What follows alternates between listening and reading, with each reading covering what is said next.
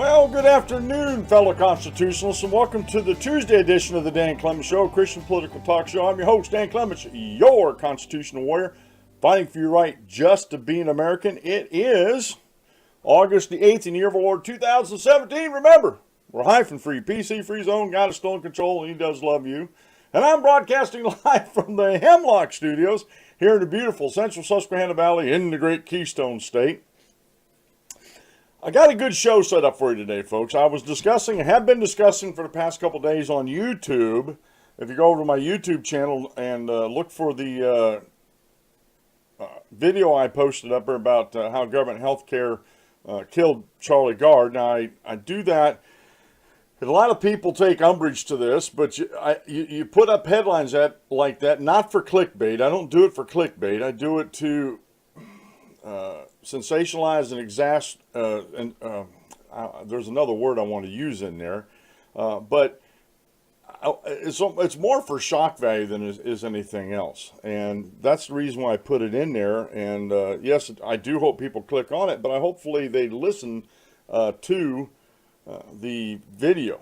So we're going to get into that as part of the show here today, and I titled the show today, if you're tracking episodes, episode 859, how to persuade folks with misleading information. And I have a lot of good articles down here. There's a couple Gallup polls, and you know my things about polls. We talked about polls yesterday and how misleading they can be depending on who you're talking to. Gallup seems to be one of the better ones, but still, their methodology falls within the parameter of that One American News Network video I showed you yesterday, where 60% of the respondents were cell phones.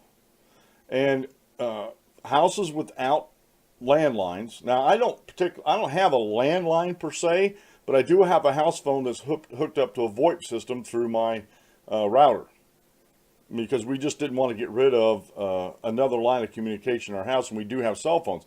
But the vast majority of folks that don't have phones in their house, like a landline or VoIP system, are millennials or maybe a little bit older, a little bit younger. So they're going to be, they tend to be more liberal. They tend to be more anti-freedom than folks like myself. So in that regard, the surveys can still be skewed. However, this one seems to be pretty spot on from my other research, but there's two contradictory surveys that we're going to go over. One is American satisfaction with healthcare system edges down, and more Americans negative than positive about the ACA. And I've been discussing with this gentleman named Tom. I don't know his whole name, and I wouldn't give it out if I did, on YouTube.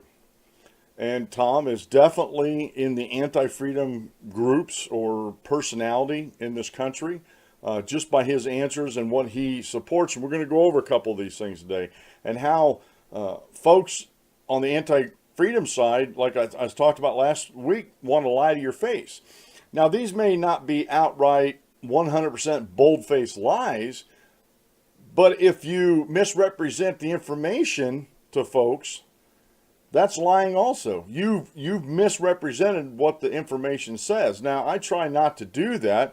Sometimes I fall into that trap, but I look at the information and say, well, I see what they're saying here, but they're leaving out this whole other section that seems to contradict that, and then they don't extrapolate from there the different things. And so we're going to go over some of that today. We're going to talk about that. And as always, the thing that comes up, we're not going to get too deep into the woods here, because if you're a longtime listener of the Dan Clements Show, you know what the General Welfare Clause means. You know exactly what it means, and you know exactly its place in the Constitution as not an enumerated power, but as a controlling phrase, as it were. You know, these laws that the states have enumerated, that the federal government has the power to exercise authority over, are to be exercised not only for the general defense of the nation, but also for the general welfare of the nation, which means, and I'll just rule thumbnail it here, which means that the laws that are made in concurrence with the enumerated powers have to benefit everybody, has to be for the general welfare of the whole society. It does not mean, and never has, no matter what Justice Story or Justice Roberts back in the 30s said, under FDR, and no matter how the anti-freedom folks in this country wanted to make it an expansive phrase, general welfare, and allow, the Alexandrian, the Hamiltonian logic behind it. Yes, it does. And there was a big rift back in the founding of our country between James Madison and Alexander Hamilton and some of the other founders and framers on what the definition of the general welfare clause is. And I'll explain that a little bit more in detail again about, just remember, I'll explain in detail when we get to it, but just remember that the Constitution is a limiting document. It's a document, it's a contract that the states have put forth with the other states to create the federal government, and it is a limiting document. Therefore, any statements in that document are limiting also. No matter what Alexander Hamilton said, no matter what the Supreme Court throughout the years has said, they misinterpret a lot. The Supreme Court misinterprets the Constitution as a limiting document. They don't think it's a limiting document. That you hear these phrases, and we'll talk about this too a little bit if we get to it. It's a living, breathing document. It breathes like you and I do. But that's not the case either. And I'll prove that and show that to you. However, the anti-freedom folks out there aren't going to listen to you and me. I'm not an expert in it, in their opinion, even though I cite documented, quotes from the Federalist Papers, on James Madison, Alexander Hamilton, and I can prove to you that when, from the debates at the Constitutional Convention to create our federal government, that they were always, and James Madison even talks about it, that, this is a limiting document. We want to put the government inside the chains of the Constitution. And everybody agreed with that, with a few exceptions, like Hamilton. In principle, he agreed with it, but in practice, the one thing you have to know about Hamilton, and we'll get on with the rest of the show here, he was what they used to call a royalist. He believed in big government. He believed that the government needed to control things because the people weren't smart enough or educated enough or whatever to do these things for himself. So he was like one of the first anti-freedom folks in the country, even though he was a signer of the Constitution. His actions speak louder than his words. So we'll get into that. Let me get down here. Today's show is being brought to you by one of my affiliate marketers, Bluehost. And they're not only an affiliate marketer of mine, I use them for my hosting service for the DanClementShow.com show notes page. They got a back-to-school savings going on right now, starting at $2.95 a month. It comes with a free domain, free site builders, one-click WordPress install. And folks, if you've never used WordPress, if you do websites with Joomla and stuff like that, that's fine, that's great. But if you've never worked with WordPress, you ought to try it out. You really, really should try that out. And you got 24/7 support. So if you go over to DanClementShow.com and click on the widget at the top of the page, the Bluehost widget at the top of the page, you can get your site set up. You can get it set up in a couple hours. I'm not even talking a day. You can get it set up and going in a couple of hours. And it's very inexpensive to do. So help me support the show. Go over to Bluehost.com on the DanClementShow.com and click on that widget and find out all the fantastic things I found out and the wonderful things I found out about Blue hosting. Or Bluehost, web hosting. Let me get that out there straight. All right, these actual Bible verses today, I picked these out because of the subject matter today. Every now and then I'll do that, and I'll tell you every time that I do that. Most of the time I get them out of my email, and sometimes they're providential, sometimes they're just wisdom that needs to be expounded. Both of these are out of 2 Timothy. The first one, 2 Timothy 2:15. And the first one, is 2 Timothy 2:15, and the second verse is over at chapter 3, verses 16 through 17. And most of you New Testament biblical scholars out there know exactly what I'm going, where I'm coming from with these two verses. And I'm not taking these out of context at all with the instruction that Paul gave Timothy. 2 Timothy 2:15, be diligent to present yourself approved to God, a worker who does not need to be ashamed, rightly dividing the word of truth. And in 2 Timothy 3:16-17, all scripture is given by inspiration of God and is profitable for doctrine, for reproof, for correction, for instruction in righteousness, that the man of God may be complete, thoroughly equipped for every good work. And this is a good Christian principle here, folks, especially when we're dealing with scripture. But you know the one thing in this reading, and it'll be back in chapter 2, verse 15, a worker who does not need to be ashamed.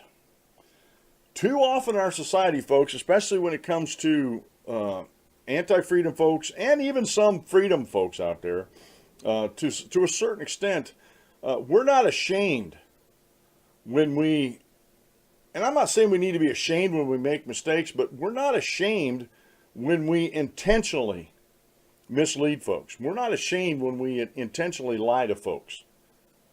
And the lamestream media is just replete with this. Politicians, for the most part, not every single one of them, but for the most part.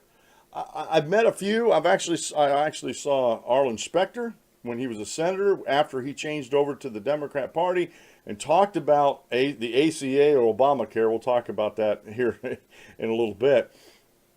But I could not believe he would stand before the audience of like 250, 300 people in that auditorium up at Bucknell University in Lewisburg, PA, and just spout bald-faced lies.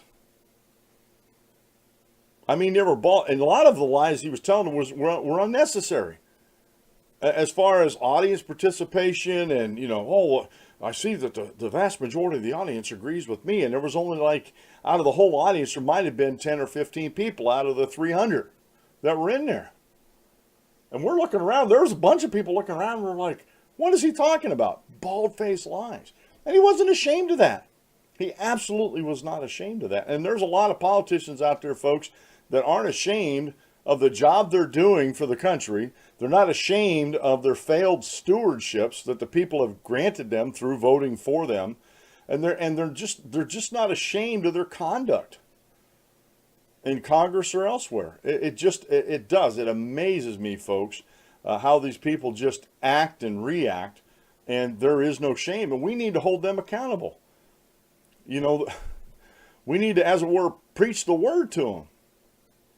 And we need, and this Christian principle of rightly dividing the word of truth. Be diligent to present yourself approved to God, a workman who does not need to be ashamed, rightly dividing the word of truth. Is so important when it comes to scriptures. But you know what? As a Christian, as a moral human being, it behooves me to rightly divide anything that I read or study about. Any topic that I'm interested in. It behooves me to rightly divide that, to be right in the interpretation, to keep it in context, to find out what the original intent was, and how do we apply that to ourselves today. Far too often in life, people fail to do this. And again, we'll talk about this as we go through these articles. I'm kind of excited about this show today because, for one, it's a teaching lesson, a teaching moment. And for another thing, I want to point out the fallacies of the anti-freedom folks out there. The things that they adhere to, I don't believe they, especially this gentleman here, he shared an article from Daily Kos about living, breathing, Constitution, and they have no clue about the general welfare clause, but they talk about living, breathing in there, and they have no clue. I read through the article, and not that they weren't making good points, and not that they were actually, some of the points they were making were actually taken out of court cases and quotes and stuff like that, but the way they structured it took everything out of context, and they didn't get down to the brass tacks of the issue. The quote meal today comes from Stacy and Paula Reinhardt. The phrase, God is good, cannot be reserved for those moments in life, or those moments when life turns out the way we hoped. Remember that. Even when you're going through your darkest, deepest sorrows and moments in life, just like King David, where can I hide where God can't find me? Where can I hide where the love of God can't support me? God is good all the time, not just when he does things and does them in the way we hope that they get done. Today's daily short Bible lesson. Why did God make the dinosaurs extinct? Oh, they're extinct. What? This is by Kevin Cowley over at gewatkins.net. It's a good read. Really short Bible lesson, but it's a good read because there's a lot of folks out there, and I'll just say this about the skeptic world. And when they make arguments against the Bible, they make arguments not realizing the power that God actually has. Now, they're skeptical of that, and they dismiss all that, and they say, like, and we talked about this weeks ago, they say this about Noah's Ark. Well, you know, according to natural laws of physics and all that kind of stuff, you know, nature and stuff, what happened on the ark couldn't have happened. Okay, maybe if you and I tried to do it, it wouldn't happen, or couldn't happen. But God had a hand in it. God created the heavens and the earth. To me, that's a foregone conclusion. There's so much evidence in the Bible that there's a supernatural being out there that's doing things that you can't ignore it. If you do, then I have no hope for you. But again, they forget about the miraculous, and so it just amazes me how much evidence they have to dismiss to say that the dinosaurs died out 65 million years ago, but yet we have actual fossil evidence where they're, I'm pretty sure it's a brontosaurus track or a T-Rex track and a human footprint, an actual human footprint that's been fossilized, and they were set in the mud at the same time, and it was fossilized. 64. I mean, dinosaurs and men are not 65 million years apart. Not according to the evidence that we have, and it has to be ignored to come to another conclusion. That's why we have to rightly divide when we look into a subject. When we look into creation, when we look into politics, when we look into healthcare, whatever your cause du jour is, you have to rightly divide it. You can't just look on the surface and say, hey, you know what, I agree with this, and not being able to articulate why you agree with it, and then come to find out later, if someone sits down and has a rational debate with you that you listen to, and you can sit there and reason through the facts and the truths, come to find out all those years you were wrong. I never want to be that way, and if I am, guess what? I change quick. I do. If I find out I'm wrong on something, I change. I absolutely change, and that's a good thing. Now, let's get into this real quick here, like these two polls from Gallup. Americans' satisfaction with healthcare system edges down. Now, this is from Gallup, and I put the links up on the show notes page. Matter of fact, today I already have the show notes page posted. All I got to do is put the Blog Talk Radio podcast link into it. I'm trying to do better on the show to get things done. I'm all caught up with all my social media and everything, so this is over there already. If you want to go over there and click on that and get the article out and read it for yourself.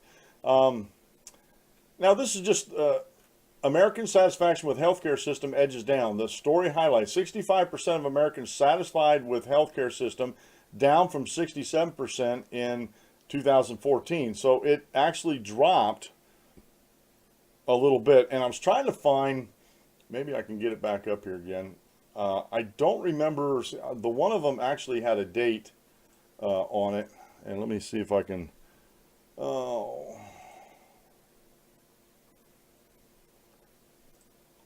let me get these up here on my, see that, okay, this was September 15th, 2016, so let me get that, 9/15/2016. I always like to have the dates, and I don't know why I didn't have the dates on that. But anyway, this was a Gallup poll back in not too long ago, almost a year ago, but it's really not that long. So it's a 2% drop in just 2 years. Americans with government health care plans most satisfied, Republicans much less satisfied than Democrats. And they break this down. Now, this Tom guy on YouTube was trying to use this poll to say that people are satisfied with socialized medicine. Last time I checked, we are not totally socialized medicine in the United States. And see, so there's a misleading fact that this Tom wants to use out of this Gallup poll. Now, are parts of our healthcare system socialized? Yes, I'm not going to lie to you about that. And I try never to lie to anybody. Now, they put down an overall satisfaction of 65% in 2016, over 67% in 2014. Now, Medicare has dropped a couple points. Medicare is the older folks. 77% in 2014 versus 75% in 2016. So that took a 2% nosedive. Military or veterans, that is pretty much totally, not 100% because they had some TRICARE. I don't know if they still have that, but is socialized medicine. And we see what just a object failure that's been. 78% in 2014, 75 in 2016. Medicaid, that's welfare. That's the welfare part of it. 75 and 73.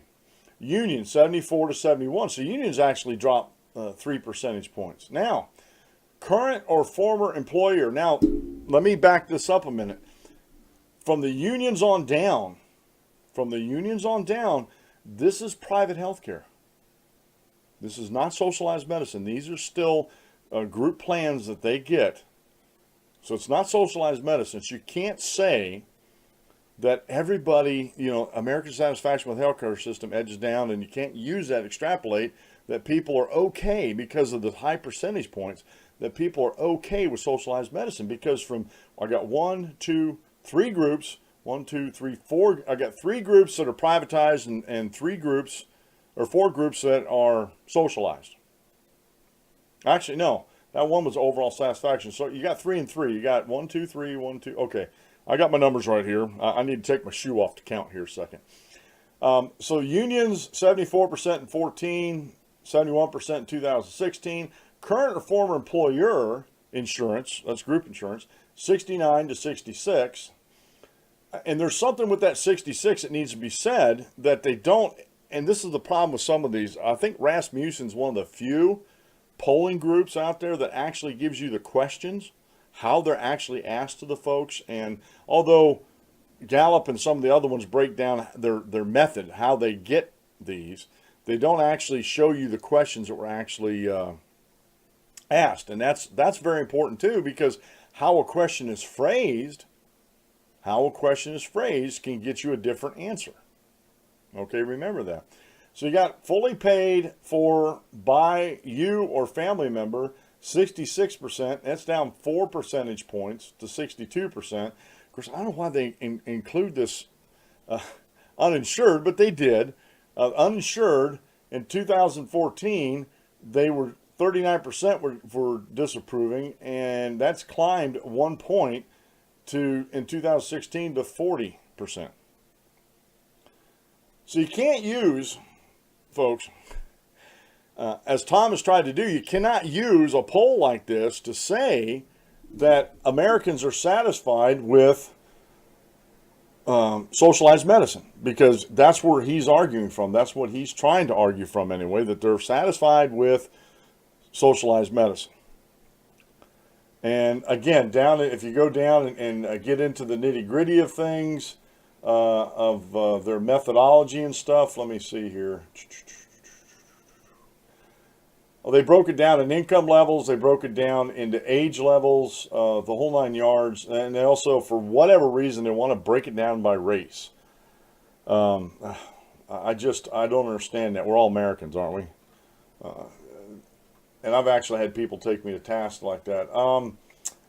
Let's see here. Down here in the survey methods, which is towards the bottom, each sample of the national adults included a minimum quota of 60% cell phone respondents and 40% landline respondents, with additional minimum quotas by time zones within regions.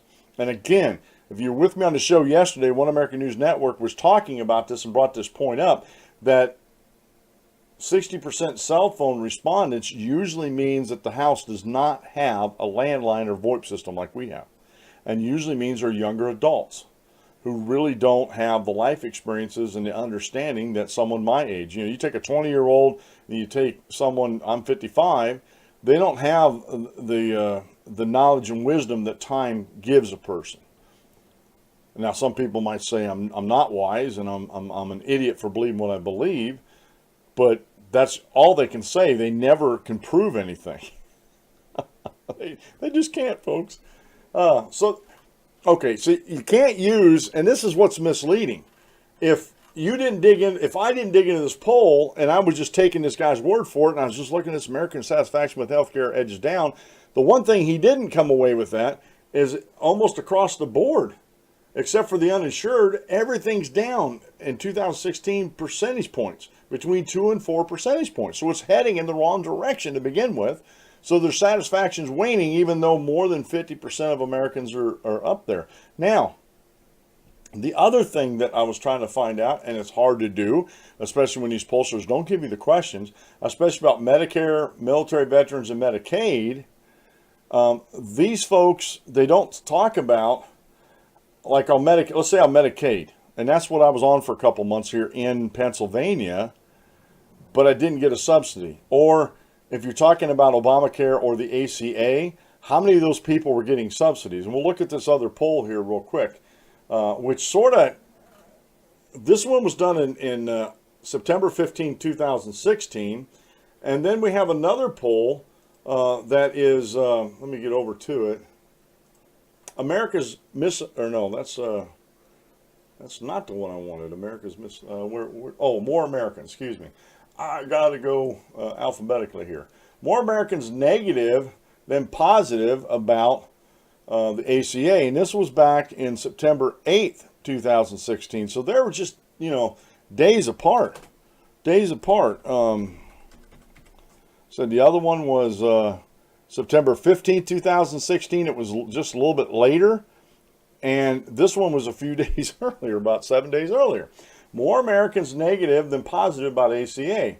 Now, when I told him, when I shared this one with him, and he came back with a report from NPR, which to me, not that I out of hand dismiss what NPR says, but more times than not, NPR is skewed towards the anti-freedom crowd. They're very biased in their reporting, so I take what I read from them with a grain of salt.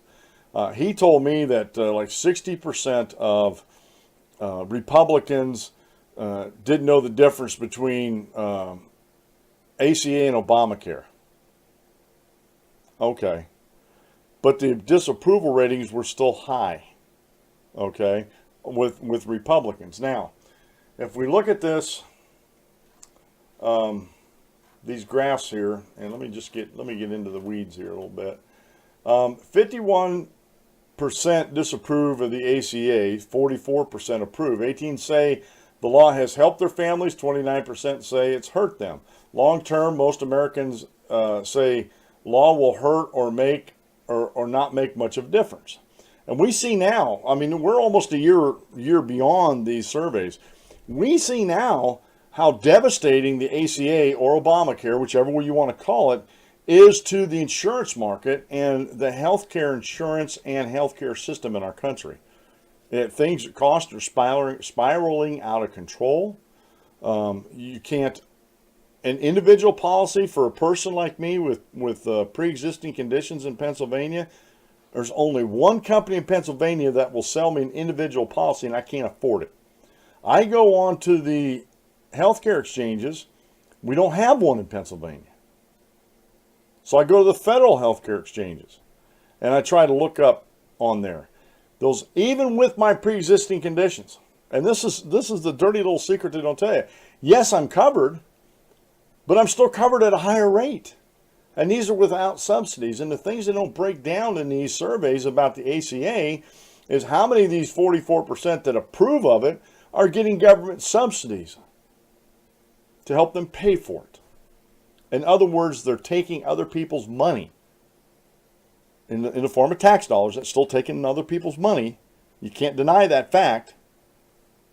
And using it to subsidize their lifestyle. But you don't see it in here.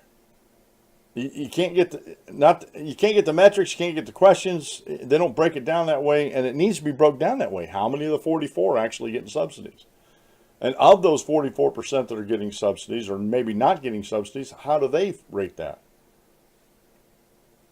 And I think if we looked, I was looking up for a newer Gallup poll for this year, and I haven't seen one yet. And like I said, I'm me, myself, and I here. I can't do all the research and not get the show ready either. So we see here that these can be misleading if you want them to be. If you leave out facts, and a lot of these polls leave out the facts when it comes to these things. And they talk about the insurance companies pulling out, and there's a lot of, I talked earlier on the show here about, 1,300 counties in the United States, or over 1,300 counties, are going to have one or no health insurance providers for the county. And it goes on and on. And the thing is, these disapproval ratings, they're actual, let me go back up here a second. Their disapproval, the proven disapproval, the disapprovals have been steadily going down. They've taken a couple ups, but they're mainly on a downward trend. And the approval ratings have been on a less and less people are approving of it. In other words, and see, even these charts sometimes get misleading. And the disapproval rating are, and see, like I said, these charts are. The approval, the 44% that approve it, that was 48% back in 2013, and it's down to 44%, and it never cracked over that 48% at all. It's actually back down to 44%. Those that disapprove, it started at 45%, went as high as 56%, and it's down to 51%, but it's never fallen back down below that 45% mark. So those that approve, or those that disapprove, it's never dropped below that 45 mark, and those that approve of it, it's never rose up above that 48%. Matter of fact, it's still on a downward trend. It had an upward trend in between 2015 2016 to 47%, but then it dipped back down to 44%. So instead of, and this is my advice to folks, when you get into these polls, if you can, the better polls actually shows you the metrics, how they get to where they got to. And they show you the questions that they were asked, and they tell you about the sampling of that. Now, again, let me see here. Bottom line, survey methods. Still, 60% cell phone, 40% landline. It's skewed towards millennials. It's skewed towards those that don't have a lot of healthcare issues, in other words, folks. So again, if it's skewed that way, they got to figure out a way. If you want an accurate survey, an accurate poll, you have to have the same percentage of folks, not 20% more, that'll skew your figures one way over the other. You got to have the same amount, and you have to have, just like in the other one. Let me get back over here. To the, let's see, let's get back over here to age groups. Satisfaction with age groups, 18 to 29, 67%, 30 to 49, 59%, 50 to 64, 61%, and 65 plus, 77%. So there is, the two highest ones are the youngest group and the oldest group of this. The ones 30 to 64, the other two groups, are way lower. I mean, quite a few percentage points lower. And income, less than 36,000, 64%. 36 to 89, 99, 36 to 90,000, 63%. And those over 90,000, 67%. Again, there's and that's okay to break them down that way. But the problem is those that are making more money can afford higher payments, so it doesn't really bother them. So are they satisfied with the way things are going? Yeah, because it doesn't really hurt their bottom line. Less than 36,000 is 64%, or anywhere from 0 to 90,000, it's 64 to 63%. Even though it's above 50%, it's still not as high as the wealthier folks. So again, you got to take that into consideration when you're weighing the facts, when you're thinking about these statistics and everything. Okay, now let's move on from that one real quick here. Now, we got into the discussion about this, and he gave these polls out. He kept telling me, for some reason, I said, you need to cite your sources. I can't put links in there. YouTube will do this, this, and this. And when I went over and looked on his site, his first name's Tom. It's all that's on there is one subscription, and that's me. Okay? He subscribed on YouTube to comment on my YouTubes, and he's not a creator, which is fine. There's a lot of folks that do that. I imagine my buddy Dave, I'm not sure, but I don't think my buddy Dave's a creator on YouTube. But he imbibes, as it were, and participates. So he was trying to tell me what YouTube will or will not accept, and I'm like, I post links all the time to cite my sources when I'm in chatting, especially when I'm citing a source. So then he started citing sources, and nothing happened. Nothing happened. So I'm like, you know, it's to me it wasn't a big deal. But again, he got into talking about after he couldn't persuade me with these polls because I kept pointing these things out in the polls. Then he went on to why does the U.S. spend more on healthcare than other countries? And so it's like, okay, why does America spend more on healthcare than other countries? And basically he's trying to say that the UK spends 2.5 times less than America does, but UK does not have our healthcare infrastructure. They don't have the bleeding edge, maybe that's tongue-in-cheek, bleeding edge technology when it comes to healthcare in America. Nowhere else, except maybe Italy, was willing to take Charlie Gard and try to help him.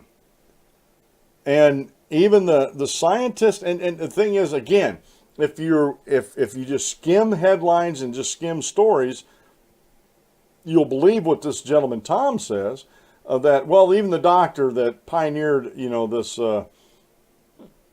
procedure to help infants and adults like Charlie Gard with their condition, the deficiency in their DNA that caused his condition, even he said after this prolonged time it wouldn't help him. But what he doesn't say was they were trying to way back at end of last year, early this year, to try to get Charlie over here in the United States or someplace to have another opinion. But the hospital and the courts over there prevented the parents from doing this. Now, this Tom guy thinks it's okay that the parents are thwarted at that because, the best interest of the child is at hand. This is what the situation is here. And so he wouldn't have been helped. Even Tom agreed with me that, the doctors didn't know if he was suffering or not. And I didn't get to the point where, because not that I want to go here too often, but, I just took it that Tom doesn't have and hasn't dealt with special needs people or special needs child like I have. And I was willing, when my daughter, with her condition and everything, I was willing to move heaven and earth to get her to where she wasn't going to have to take so many pills a day and that the seizures would be gone, as any parent in their right mind would do. Would move heaven and earth to try to alleviate the suffering of their child, no matter what it is, whether special needs or not. If your child's suffering, you want to do something about it. And the hospital system in the UK and the court systems took that away from Charlie's parents. Took that away. They're going to live the rest of their lives, and I'm sorry to say this, but they're going to live the rest of their lives not knowing if that treatment might have helped or not. Even if there was an outside chance, I don't care how minuscule it was, if they would have been allowed to take that chance and it didn't work, that would be a comfort to them. But now they can't be comforted because they don't know. And I said this before and I'll say it again, the biggest reason why the hospital system, this is my own opinion, the biggest reason why the courts and the hospital system over in the UK did not want to allow the parents of Charlie Gard to take him to America or Italy is because what happens if they would have, and there would have been some success with the therapy and the child would have normalized and was able to function, become higher functioning and stuff like that. What would that say about the United Kingdom's healthcare system? It it wouldn't say a whole lot. Okay, now this one's rather lengthy. I'm not going to read the whole thing because we don't have time for it, but I encourage you to go over and read this. This is by the always have a hard time reading these. The conservable economist, the conservable economist, Timothy Taylor. I've read some of his stuff in the past, and I think he's pretty good. I think he's spot on when it comes to Austrian economics and thinking right about economies and stuff like that. Why does the U.S. spend more on healthcare than other countries? Everyone knows that the U.S. spends far more on healthcare than other countries, but do you know how much more? In 2009, the U.S. spent 17.4% of the GDP on healthcare using OECD data. The closest contenders are Netherlands at 12% GDP, and France at 11.8%, Germany at 11.6%, Denmark 11.5%, and Canada 11.4%. The U.S. has higher per capita GDP than those countries, so the gap in absolute spending is even higher. In 2009, the U.S. spent $7,960 per person on health care. Not health insurance, just health care. And I don't know if they include the health insurance with that, but on health care. And I'm just going to take it as just the care part of it. And the closest contenders were Switzerland at 5,144 and the Netherlands at 4,914. When I hear people argue that the U.S. should follow the path of the U.K. health system, I sometimes find myself thinking, you mean the U.S. healthcare spending per person should be slashed by 56% from $7,960 per person to $3,487 per person? Really?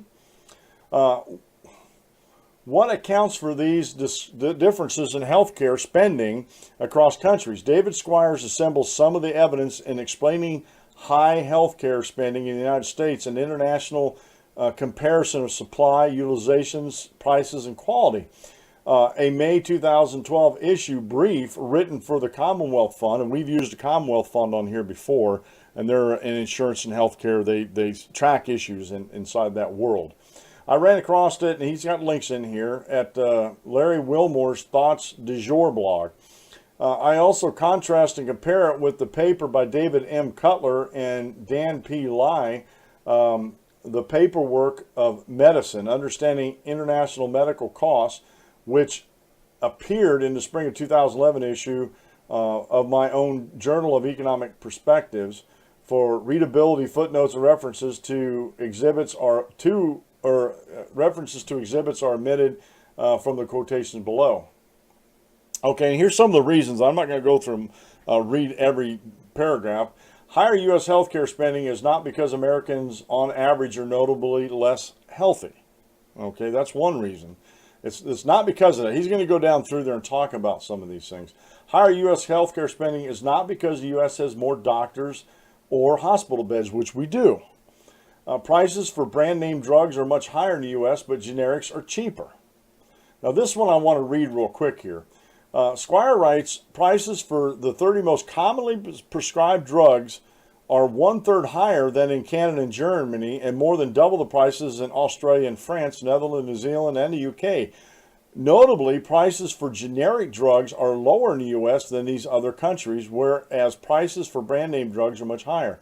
Cutler and Lai confirmed this general pattern, but it also put the potential cost savings in perspective. However, because pharmaceuticals are only about 10% of the U.S. healthcare spending, the overall amount that could be saved by moving the U.S. government monopoly purchasing or monopoly purchasing of drugs. That means the government would get through and pool and buy all the drugs, okay, is relatively small, perhaps 20 to 30% of pharmaceutical spendings or 2 to 3% of total medical costs. These cost savings also would have to be weighed against the possibility of reduced incentives for investment and innovation in the pharmaceutical industry. The dollar amount of excess pharmaceutical payments in the United States is approximately the total amount of pharmaceutical company research and development. So there's got to be research and development for these new drugs, but they don't take that into account when we're talking about the higher cost of drugs, and the generic drugs are way cheaper here in the United States than these other countries. So they're not comparing apples to oranges when they talk about the cost of U.S. healthcare. U.S. doctors are paid more, but they also live in an economy with a more unequal distribution of wages.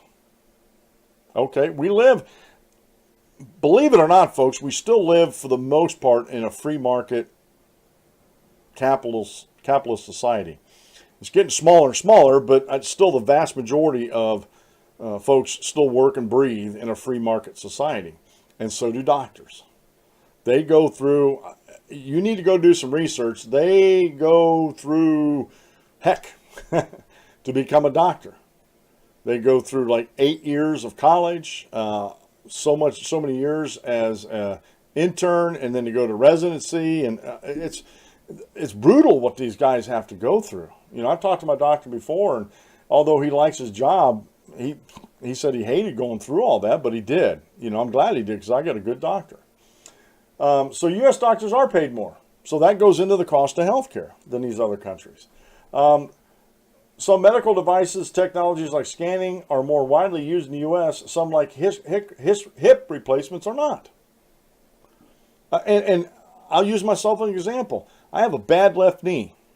I have a degenerate arthritis in my left knee. But I'm still too young to get a knee replacement. And the reason why is because people are starting to live older and older. So if they replace it too soon, you know, it's going to wear out before the end of my life. And then, you know, I'm going to want it replaced again so I can walk around. That's their ideology. But I could, if all I have to do is talk my orthopedic surgeon into giving me a prescription and say, I don't want you guys to pay for it. I'm going to pay for this out of pocket. I could have him write the order and go out to the Oklahoma Medical Center and pay cash, which is way cheaper than letting the insurance pay for it, and get my knee replacement without the hassles. The problem is the insurance companies don't want to pay for it. If I pay for it out of pocket, I can go get it. I think it's like $14,000 out of pocket to get a knee replaced out there, versus like 20. It's almost it's like half of what the insurance or 2/3 cheaper than what your insurance would pay for. And we have a lot more scanning, and we use a lot more scanning. Now, they were saying in here something about, I just want to see if I can find it real quick here, something about MRIs. They were talking about $1,080 for an MRI, and my wife got her leg MRI at a private MRI facility up in Williamsport. And it would have cost her through her insurance, which we'd had to pay the deductible for. It would have cost her through her insurance something like $1,500 or $1,600 or more. I think it was like $1,600. But she went to a private for-profit scanning place up in Williamsport and paid less than $400 for the same scan. What are you talking about? Yeah, a private for-profit scanning place charged way less than the insurance was going to bill the hospitals, and that's got to drive up costs. So we need, again, this is another argument to have the health insurance companies go more free market. Let me get down through here. The U.S. does a relatively poor job of managing chronic diseases. Now, I want to talk about this. They're talking about diseases like asthma, diabetes, and other diseases. It's not that the U.S., and this is, again, you're comparing apples to oranges. In the UK, a lot of these things are mandated as part of your health care. If you don't get this, you're not going to get this. In the United States, yes, there are a lot of people out there that do not manage their chronic diseases. I have diabetes, and I also have fibromyalgia. I developed fibromyalgia last year, for those you don't know.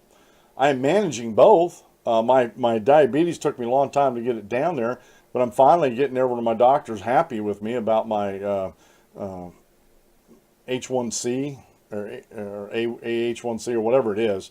It's going in the right direction. It hadn't done that for a long time. It stayed around 10 for I don't know how many years, but it's really going in the right direction now. But there are people out there that don't take care of their chronic diseases, and you know what? That's their choice. That's their choice. Now, what happens when something happens to them and they have to go in and get treatment, yes, it does cost a lot more. And yes, Americans should do a better job of managing their chronic diseases. But you know what? Last time I checked, we still lived in America and we could do what we pleased. But there's anti-freedom folks out there saying, well, that's just not right. Then that costs the rest of us money. If they have insurance, which most of them do, they have insurance, a lot of times their insurance will take care of that. So what is it costing you?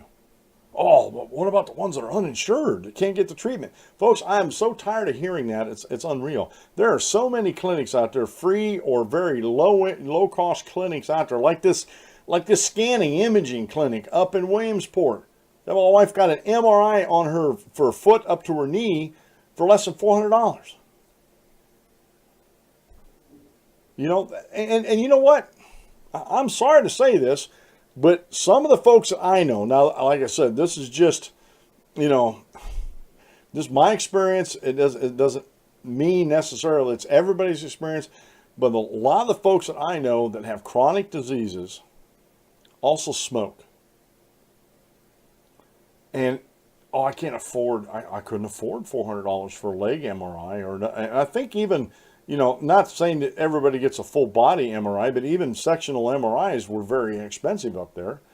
So you're telling me that you can't afford an MRI that might save your life, but you can smoke a $7 a pack cigarette habit, $7 a pack, you're talking, $100 a carton or somewhere close to that.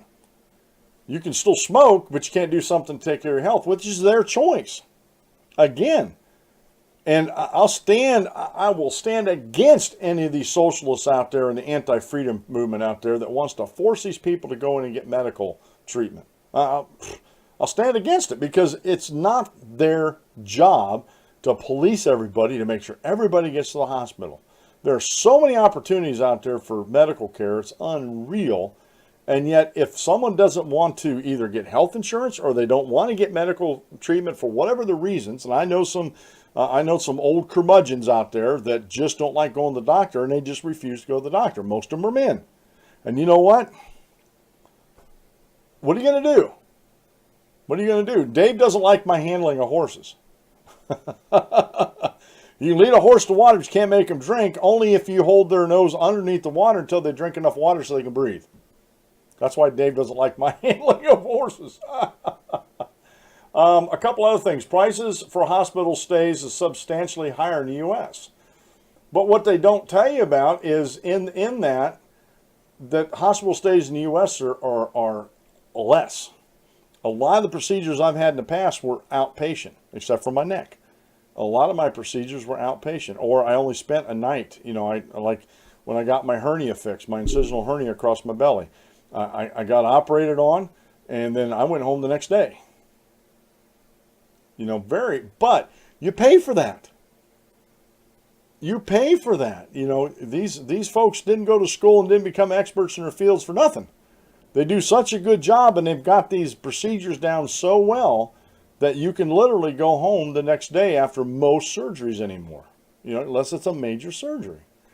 And they don't. Like I said, people trying to compare apples to oranges.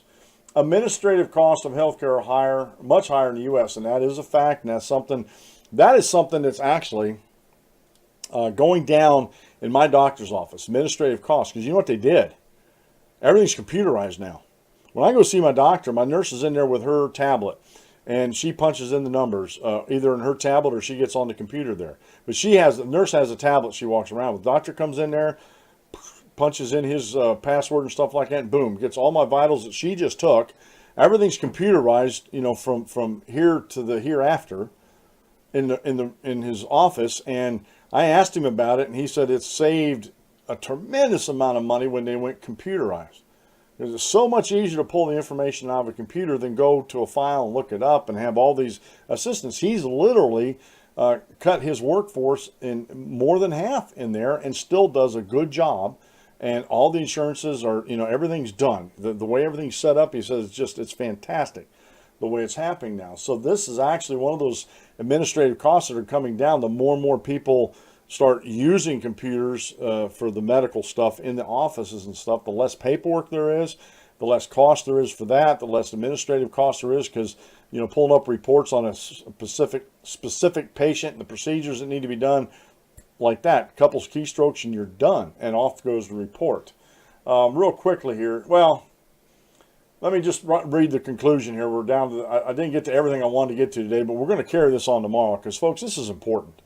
This is very, very important for us to understand. The question of why the U.S. spends more than 50% per person on health care than the next highest country, Switzerland and Netherlands, and more than double per person of what may other countries spend, may never have a simple answer. Still, the main ingredients of an answer are becoming more clear. The U.S. spends vastly more on hospitalization and acute care, with a substantial share of that going to high-tech procedures like surgery and imaging.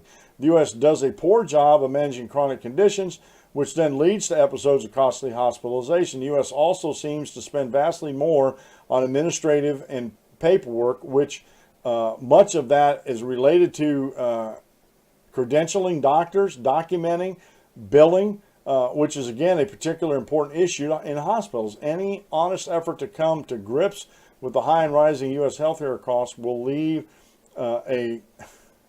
we'll have to tackle these factors head on, and that's the biggest thing. I wanted to get to one of the other arguments they talk about is infant mortality in the United States, and I have an article in here, The Truth About Healthcare and Infant Mortality, and this is something as Tom pointed to that we're ranked. I want to get into this tomorrow, but I just this is one of these things I'm going to hold over for tomorrow. But they say we're ranked poorly against other countries. But, again, they're not comparing apples to oranges. The things that they attribute to higher, that not accounts, but actually adds to the stats of higher infant mortality, they don't count in other countries. And they don't count, and this is one thing that some people think that they might do, but they don't. They don't count abortions as infant mortality here in the United States. We would be much higher if they did, and I think they should. That should be part of our stats. But as it is, other countries don't do that, so apples to apples, you can't compare that. But again, they're very misleading in what they are actually talking about when it comes to infant mortality rates, and why America, if you compare apples to apples, we're right there at the level of the best of them out there. And again, these folks want to mislead people all the time when it comes to stuff like this. They really, really do.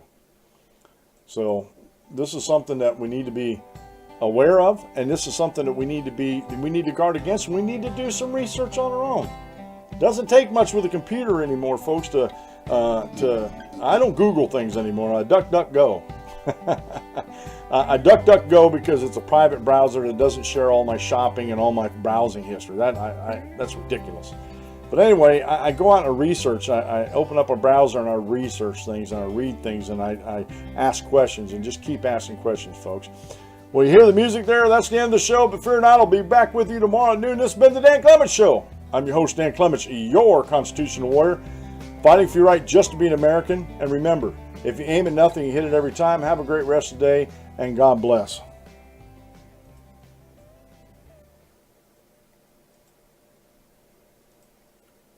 Thank you for using Blog Talk Radio. Goodbye.